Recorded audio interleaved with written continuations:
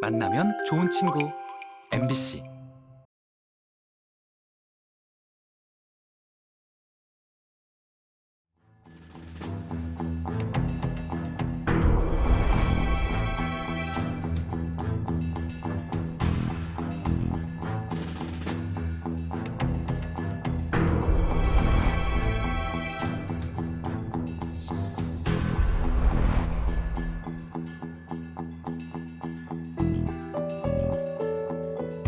부산시 대구시에 거주하는 미등록 이주 아동은 현황 파악이 되고 있나요? 네, 사실 정확하게 파악은 어려운 실태입니다. 다른 것도 문제가 크지만 특히 아이들이 아팠을 경우에 병원을 가는 게 가장 큰 문제입니다.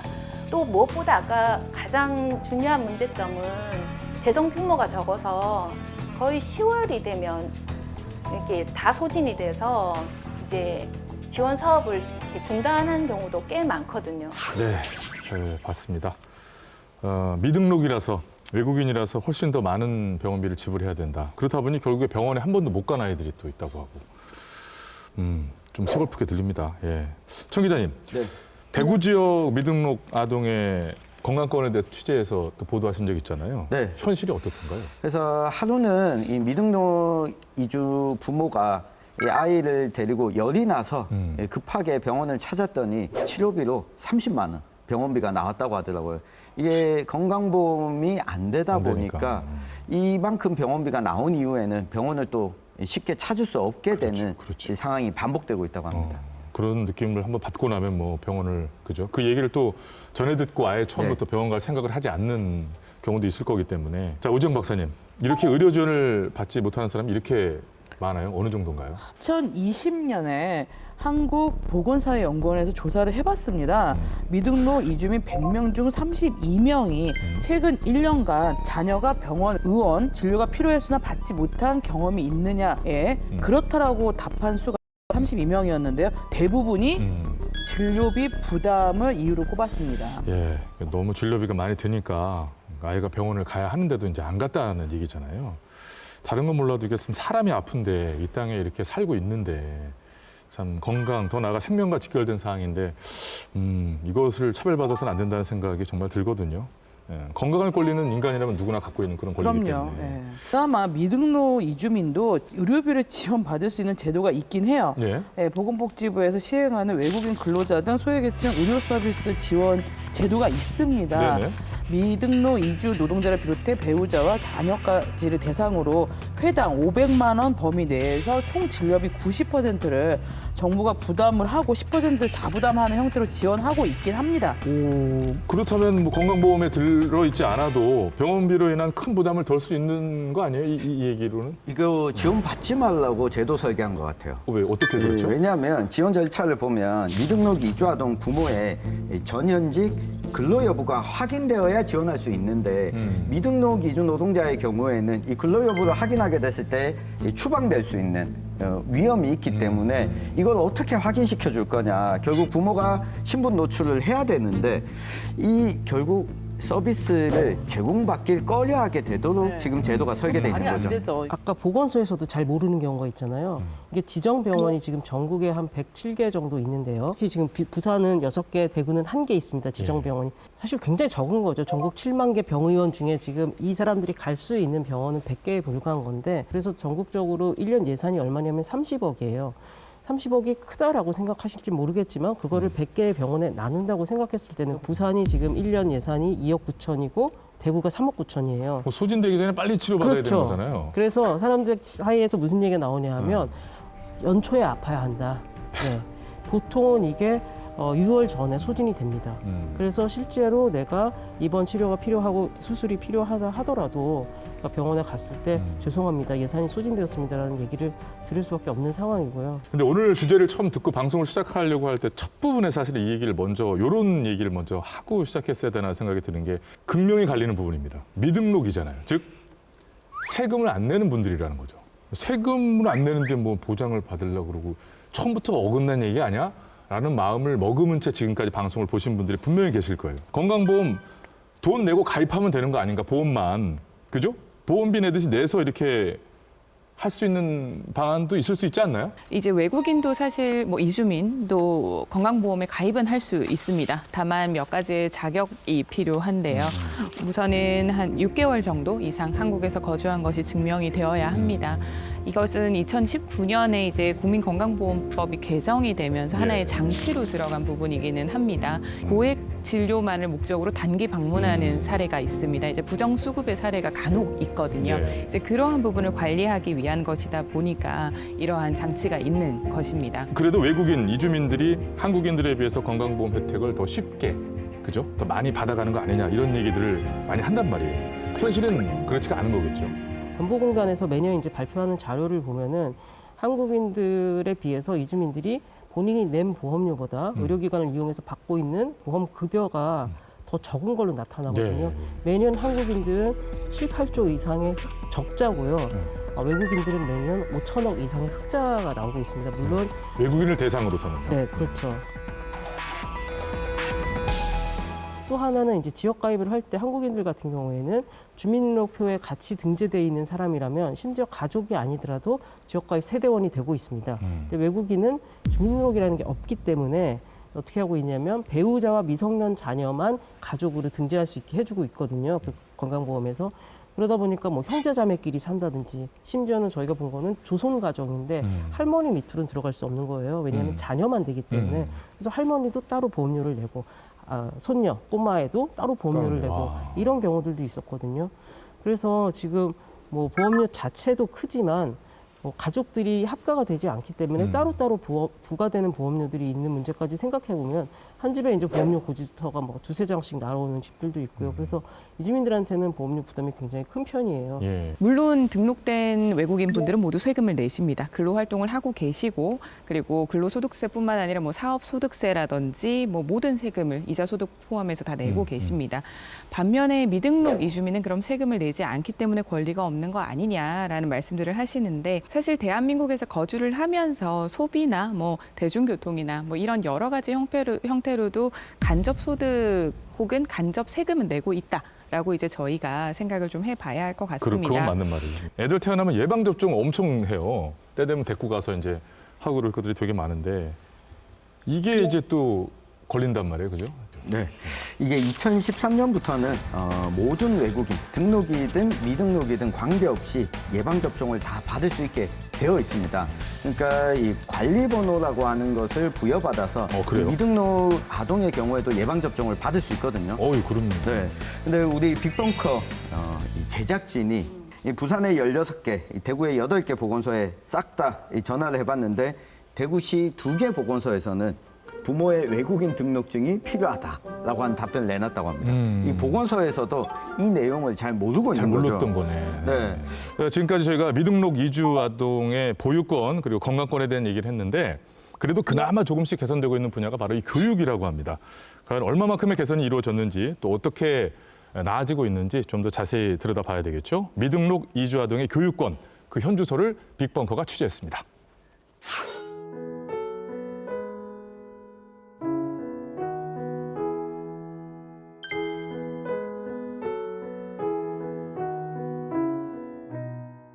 이것도 이제 보장해주기 시작한 게 그리 오래되지는 않았어요. 예. 이전에는 학교에 보내는 게 엄청나게 어려운 문제였죠. 근데 저희가 이제 보고 있기는 이제 진보 교육감들이 막 들어오기 시작한 그 최근에 한 10년 이내죠.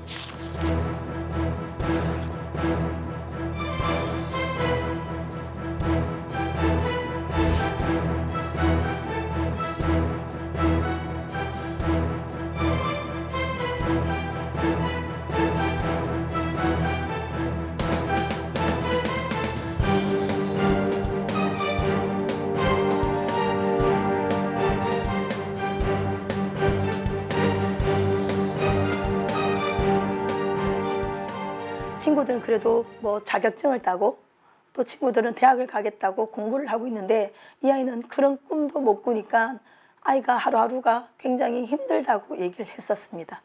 그리고 친구들이 수학여행을 가고 그리고 그런 현장 학습을 가고 그럴 때는 아이는 항상 제외됩니다. 여행자 보험이라는 걸 넣지 않습니까?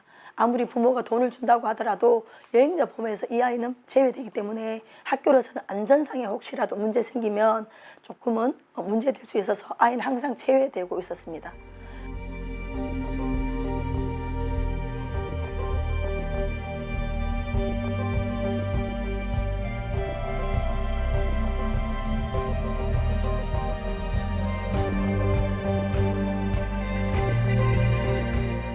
이 의무 교육에 따라서 유치원도 교육청에서 이제 지원을 하고 있는데 교육비를 그러면 이주 아동들도 해야 하는 게 맞지. 유치원에 다니고 있으면 초등학교 교육이 의무 교육인데 같은 교육청인데 똑같이 평등한 게 맞지. 이렇게 확대해서 이제 그것도 어떤 인권 개선된 인권적 측면에서 해석이라고 보거든요. 그렇게 폭넓게 해석을 한 것이고.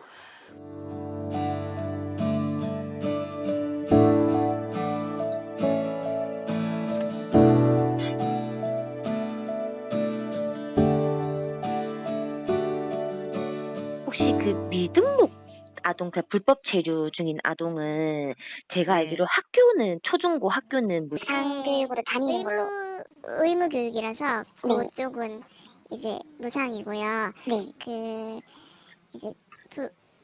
외국인이 등록되어 있지 않은 아이들은 현재는 지금 지원 대상이 아니에요. 올해부터 시작하는 우리 외국인 유아 학비는. 그럼 어린이집은 혹시 왜 포함이 안 되는 걸까요? 어린이집은 이제 지자체 소관이라서요. 복지부하고 지자체 소관이라서 그거는 이제 저희가 대상에서 제외되었어요.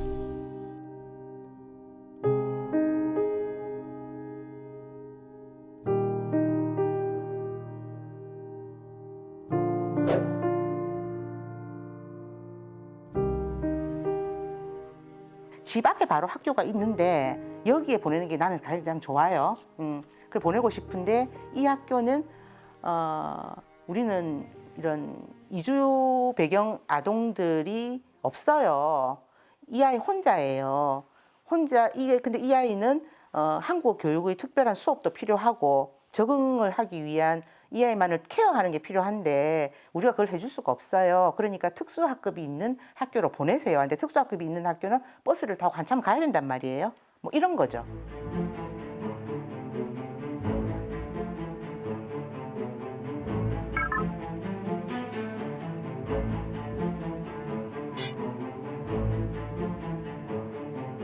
지원이 있더라도 이게 저희에게 오는 정보가 별로 없었어서 그래서 저희는 그냥 저희 지역에 있는 다문화 센터에서 그냥 같이 그거를 막 지원을 받고 그랬었거든요. 왜냐하면 다문화에 대한 지원은 많은데 그냥 아예 외국인에 대한 지원은 없으니까 그래서 그런 걸로 다른 소식을 접하고 그랬던 것 같습니다. 네, 2008년 초중등교육법 시행령의 개정으로 미등록 이주 아동도 의무 교육을 받을 수 있는 법적 근거가 마련됐습니다. 이거 꽤 오래됐네요. 이 부분은 좀 놀라운 부분이 아닐 수 없는데, 그럼 어떤 상황이든 간에 대한민국에 사는 아이라면 학교를 다닐 수 있는 이제 그런 거잖아요.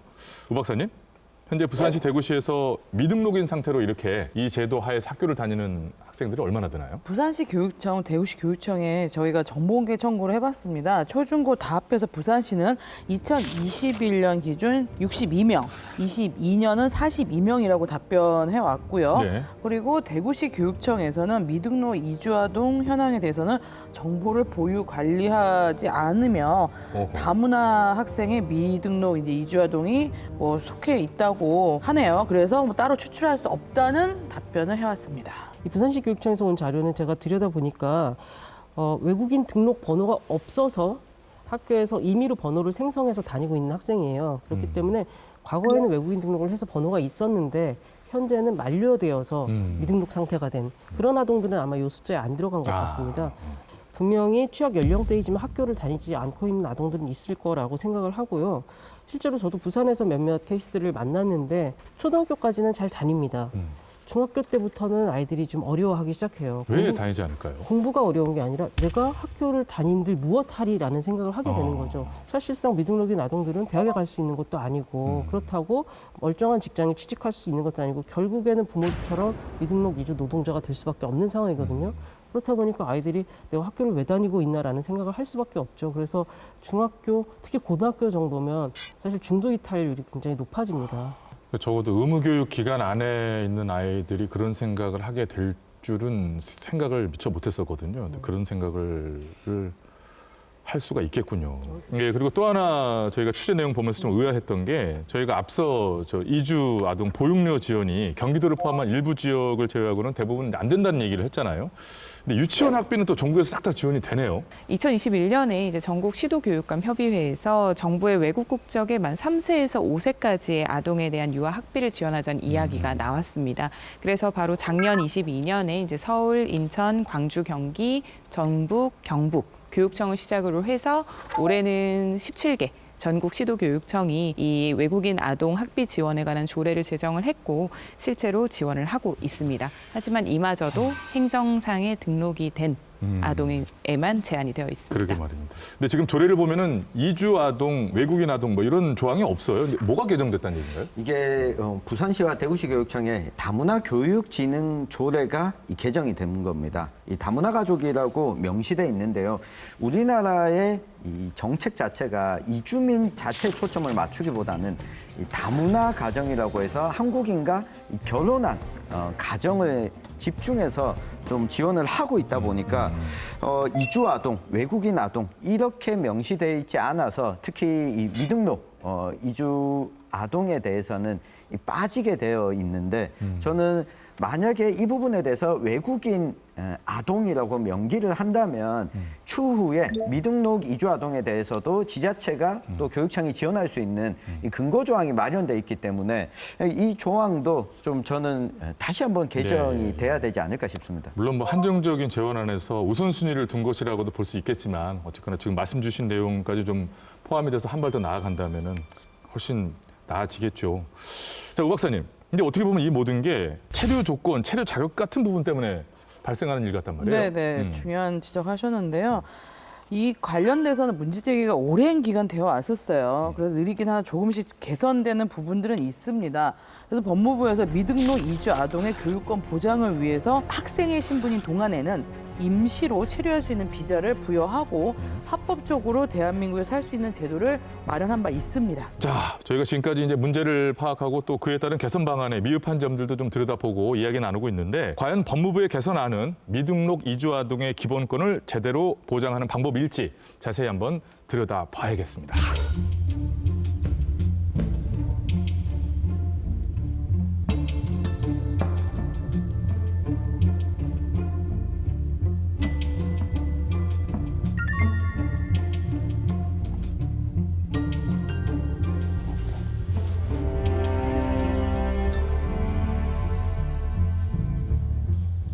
아이 자체가 인정이 안 되니까 아무것도 이 아이를 위해서 해줄 수 있는 게 없는 거죠. 그리고 뭐 어린이집이나 이런 데도 가야 되는데 그런 교육적인 혜택도 아무것도 못 받는 거고 이제 그런 게 이제 인정이 안 되는 거지. 그렇지만 저는 이제 제일 중요한 거는 이 아이가 유령이 아닌데 아이가 있는데 이 아이를 모든 걸 다 없는 것으로 서류는 다 없어졌지만 사람은 있잖아요. 아이는 있잖아요.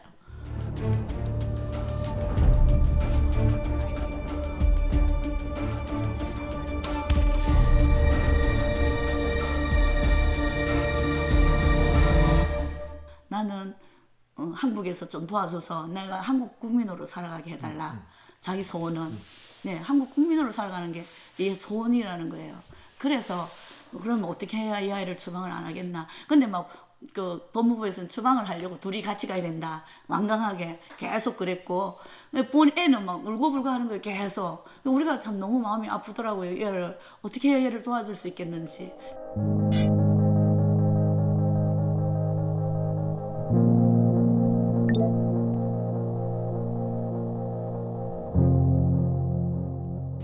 아직 장래희망은 생각을 안 해봤고 그냥 평범하게 지내고 싶은 게 그 꿈이 라는 생각이 들었어요. 한국에서? 네.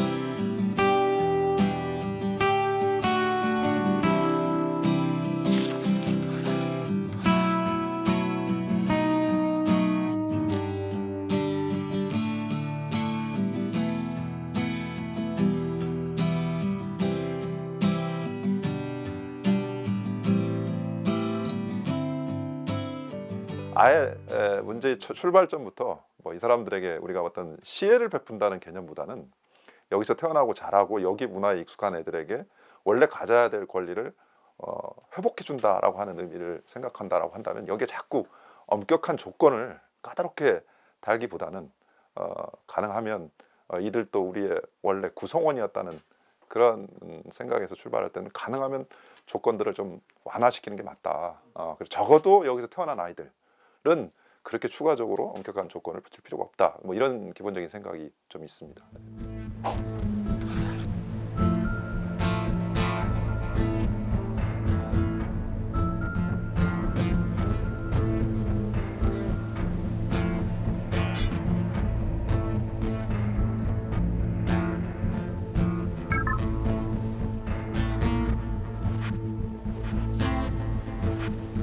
태어나는 순간부터 차별에 노출이 되고 있어요.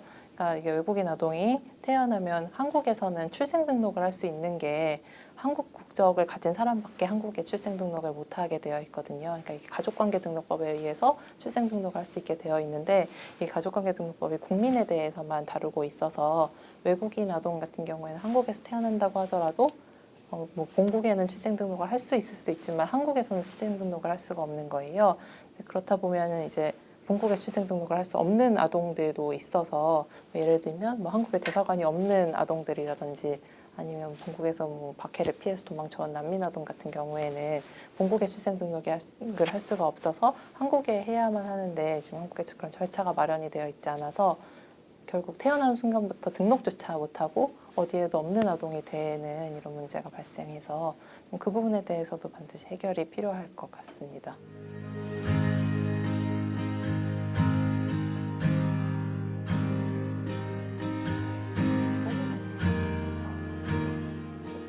대학을 4년 안에 졸업하는 것도 불가능한 일일 수도 있으니까 대학을 졸업하면서 5년이 채워지면은 그때 영주권에 대한 그런 조건들 같은 거를 보고 영주권을 받을 수 있으면은 받으려고 하고 있고, 또 이제 제가 영주권을 받게 되면은 저희 부모님도 이제 동생이 20살이 되면은 부모님도 비자가 위태위태해지거든요. 근데 제가 영주권을 받게 되면 영주권 초청 이런 걸로 또 부모님을 또 모실 수 있으니까 그래서 그런 영주권 쪽으로 생각하고 있습니다. 동생이나 부모님은 상관없는데 내가 봤을 때 본인이 제일 애매해질 수도 있을 것 같은데. 알고 있죠, 본인. 그렇죠. 근데 뭐 그 대학 졸업하고 취업이 안 되거나 다음 진학을 안 하면 추방될 수도 있을 것 같은데. 네. 그건 알고 있어요. 그렇죠. 왜 그렇게 살고 있는지. 그래서 사회 전반적인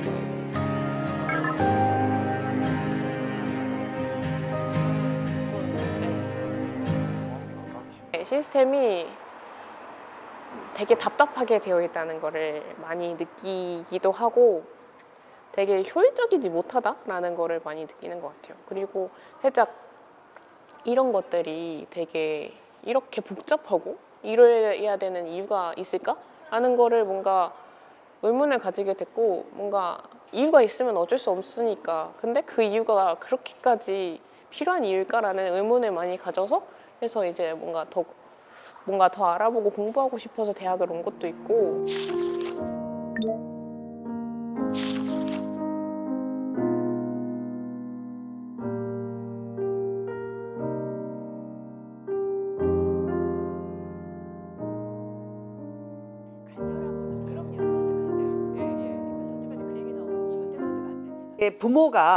부모가 이제 출생 등록을 하거나 부모가 신청할 수 없을 때도 이 지자체 창이나 출입국 그리고 이제 외국인 관서의 장이 할 수 있게 해주는 거죠. 그게 저는 굉장히 중요한 부분이라고 생각하고, 그다음에 이게 완전히 좀 분리돼서 데이터가 분리돼서 이 불법 체류의 문제가 거론되지 않을 수 있는 이제 이런 과정을 만드는 거고요.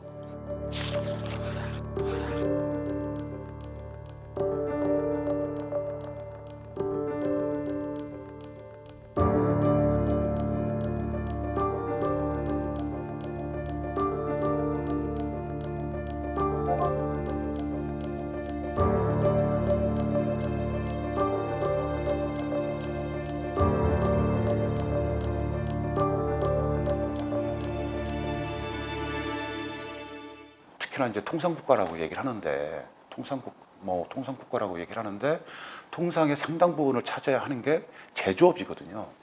그러니까 제조업이 돌아가지 않고서 어떻게 국가 유지가 가능하겠어요. 그래서 저는 국가 유지를 위해서라도 저는 이주노동자 문제에 대해서 또 그로 인해서 파생되는 문제들, 미등록 이주아동 문제에 대해서 좀 더 적극적이고 전향적인 그런 정책을 실시할 때가 이미 됐다, 이런 생각을 좀 갖고 있는 거죠.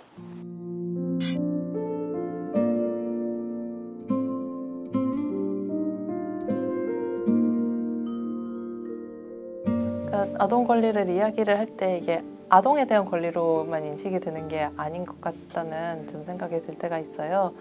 그러니까 이게 어떻게 보면 한국에서 이 아이들이 태어난 데에는 본인이 선택한 것도 아니고 내가 한국에서 미등록으로 태어나고 싶어서 태어난 것도 아닌데 일단 이런 한국에서 일단 태어난 아이들이 있는 경우에는, 그리고 한국에 어렸을 때 온 이런 아이들이 있는 경우에는 이 아동의 인권에 있어서 최상의 이익이 무엇인지를 판단을 하고 좀 그런 권리를 보장을 할 수 있는 나라가 이제 한국은 될 때가 되지 않았나 하는 생각이 듭니다.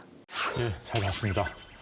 그 법무부의 미등록 이주 아동 구제 대책에 대한 현장에서의 반응은 뭐 그죠? 생각보다 좀 미지근했던 것 같은데, 천 기자님. 네. 법무부의 구제 대책 좀 더 자세히 설명해 주신다면요? 네, 법무부에서 2022년 2월부터 2025년 3월까지 국내에서 태어났거나 체류가 6년 이상인 아이들을 대상으로 해서는 고교 졸업시까지 체류 자격을 유학 비자로 부여하는 제도입니다. 고교 졸업시까지? 네, 고교 졸업시까지. 졸업하고 나서는 어떻게 되나요? 대학에 입학하게 되면 유학 비자, 그리고 취업하게 되면 취업 비자로 변경해 준다고 하는데, 일단 조건이 한 가지가 있습니다. 부모가 범칙금을 납부해야 됩니다. 그러니까 불법 체류 중인 상황, 미등록된 상황에 대한 범칙금을 납부해야지 이 제도를 이용할 수 있게 되는 거죠. 이게 어떻게 보면은 그나마 학생, 아동의 인권은 좀 보장을 하는구나라고 볼 수도 있겠지만은, 또 다르게 보면 뭐 그죠? 지금 얘기하신 대로 시한부 체류를 또 하게 되는 거고, 내가 졸업을 하면 또다시 체류 자격이 없이 그림자 사람이 되지 않을까? 그런 불안감을 가지고 계속해서 연명해 나가는 그런 느낌이 들 것 같거든요. 저희가 뭐 이주아동 인권 보장을 위해서 뭐 계속 활동을 하면서 조금씩 나아진 부분이 있는데, 문제는 뭐냐면 아동이 영원히 아동은 아니라는 거죠. 아동은 그렇죠. 자라서 성인이 되는데 그 이후는 이제 또 나 몰라라 하는 이런 상황이 좀 보여지게 된 것 같아요. 법무부에서는 이제 그 전에도 학교에 다니는 아동들에 대해서는 단속하거나 강제 추방시키지는 않겠다라는 지침이 있기는 있었어요. 그런데 그 지침만으로는 모자랐고, 특히 그러다 보니까 고등학교 졸업하자마자 단속돼서 추방당하는 그런 일들이 발생을 하는 거죠.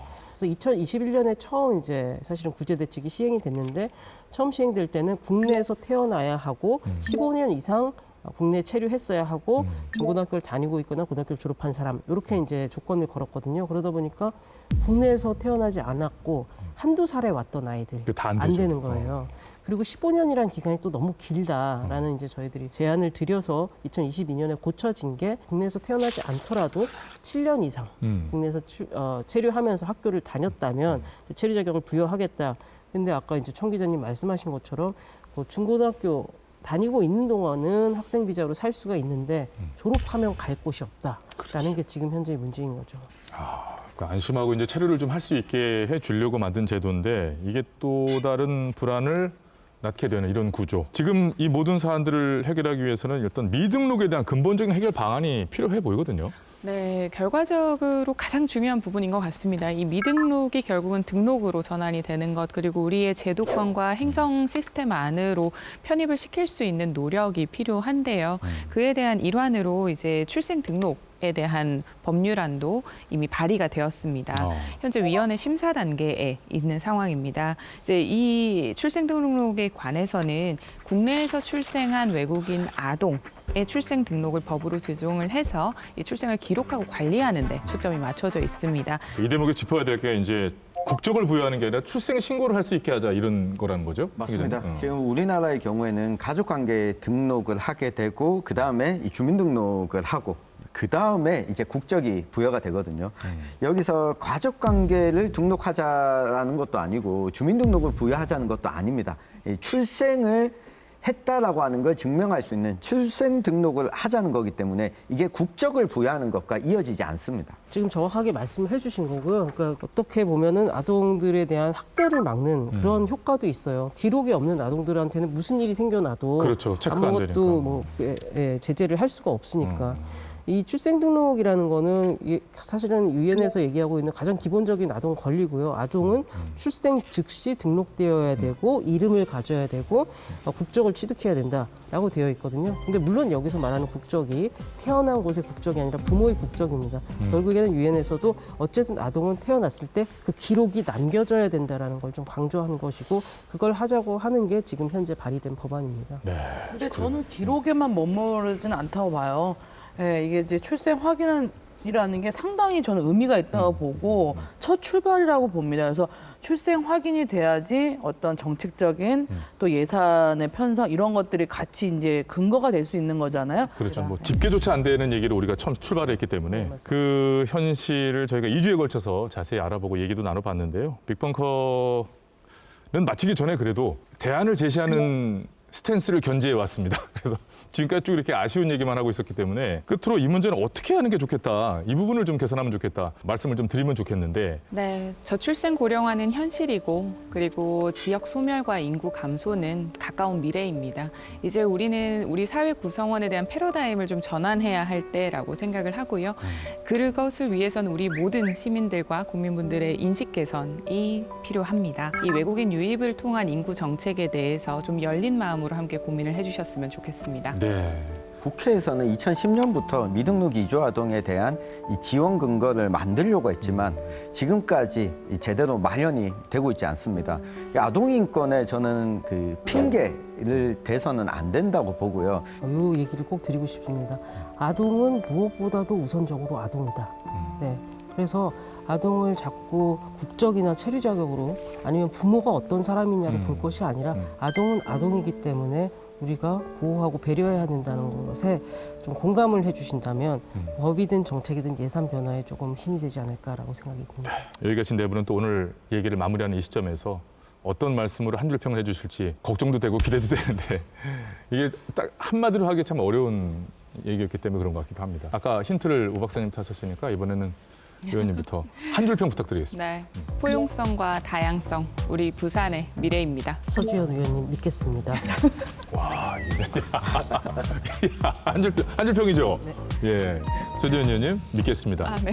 저도 하나 얹겠습니다. 연자제는 폐지하자. 존재하고 살아가고 있고 그들의 삶을 보장해줬으면 좋겠습니다. 네, 고맙습니다. 대한민국 아동복지법 제2조 1항. 네, 아동은 자신 또는 부모의 성별, 연령, 종교, 사회적 신분, 재산, 장애 유무, 출생 지역, 인종 등에 따른 어떠한 종류의 차별도 받지 아니하고 자라야 한다라고 되어 있습니다. 과연 우리 법은 모든 아이들에게 이렇듯 튼튼한 울타리가 되어주고 있을까요?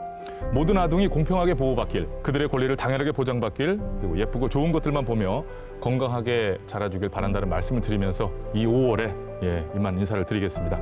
예산 추적 프로젝트 빅벙커 다음 시간에 또 새로운 예산으로 잘 준비해서 찾아뵙겠습니다. 시청해주신 여러분 고맙습니다.